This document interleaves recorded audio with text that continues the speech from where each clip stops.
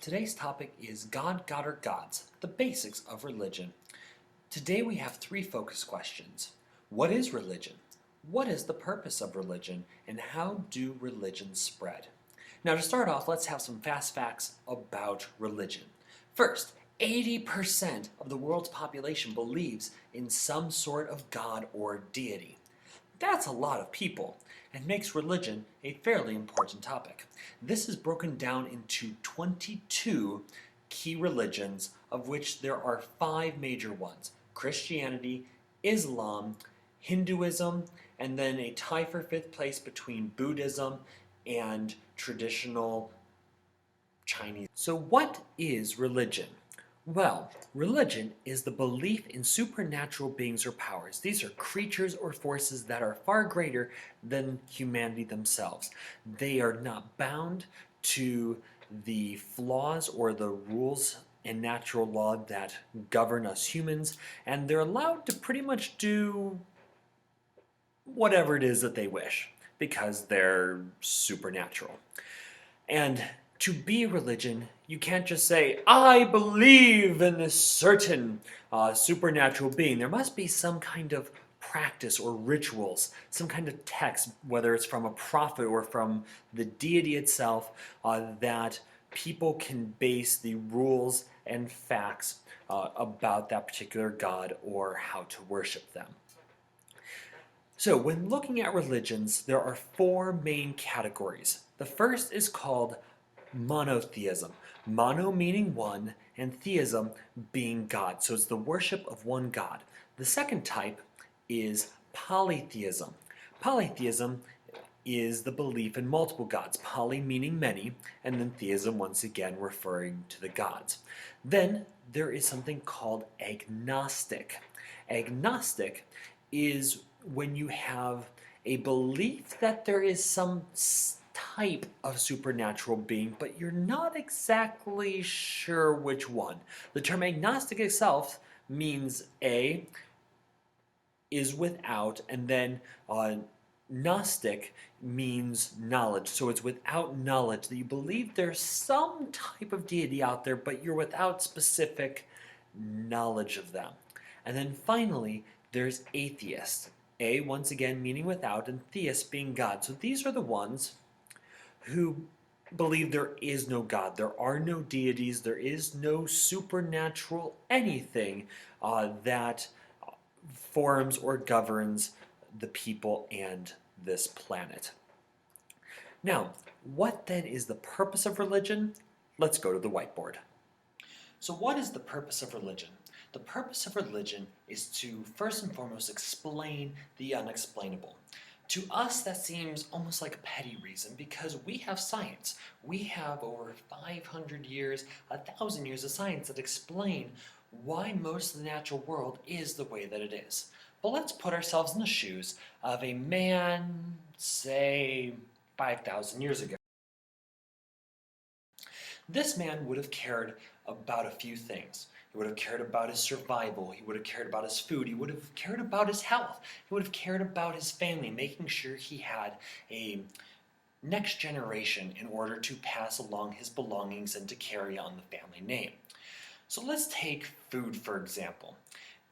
He had figured out that if you plant seeds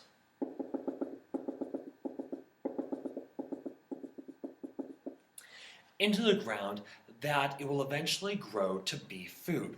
But he's also realized by this point that he as a person has very little control over his own life or over his natural surroundings. Things like the sun. Things like the clouds. And the rain that comes from those clouds. He's come to realize he has no control over all these things. Or then there's the earth, the seeds that he's throwing down into this ground. Will the earth bring forth the food that he is hoping will grow? So, realizing that he doesn't have control of these things, he begins to ask the question of, how do I make the sun give me enough but not too much? Because too much sun and not enough rain kills all the crops that he's trying to grow. Or how do I keep the rain from coming only at the right times and not pouring down too much? Because too much rain, well, that floods it out, it destroys the whole crop, it washes away his home, and can even kill himself or his family. So you have to imagine that at some point he figured, okay, how do I appease these gods? Maybe if I do this dance. And one day he started to dance, and all of a sudden the rain started coming down. He made the connection in his head. I was dancing, and then there was rain. He puts those two things together, and then you see the emergence of rain dances or sacrifices. Maybe if I burn a certain portion of this food, it'll make the gods happy. Or maybe if I kill this animal, it'll make this god happy. You see all of these different attempts of mankind to try to appease the sun god, the rain god, the earth gods, the wind gods, all these different forces that man could not control. All of these are different attempts to try to make these different elements happy in order to keep himself happy. So, religion explains the unexplainable. Religion also helps to set rules and give order to the society. That with religion, you can say the God said that for the sun god to be happy and not to kill our crops, we need to pay the priests a certain amount. We need to follow this certain ruler. We need to do all these different things to keep them happy. Some specific ways of keeping them happy are prayers and rituals, which would be talking to the gods or performing certain rites at certain times, building extensive temples and monuments, inflicting pain on yourself or on others, and then finally, sacrifices of animals, humans, kids, babies, virgin women, food. You see a whole variety of different sacrificial options. This idea that I give this to the gods and they in turn give me whatever it is that I need to survive and be happy. So our final question is, how does religion spread? The first way is evangelism. This is where people share their faith with another person to try to get them to convert. You see this a lot with Christianity, you see it some with Islam, and with branches of Christianity like Jehovah's Witness.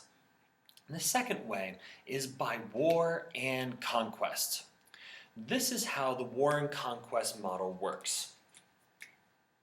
Say you have two people from two different tribes.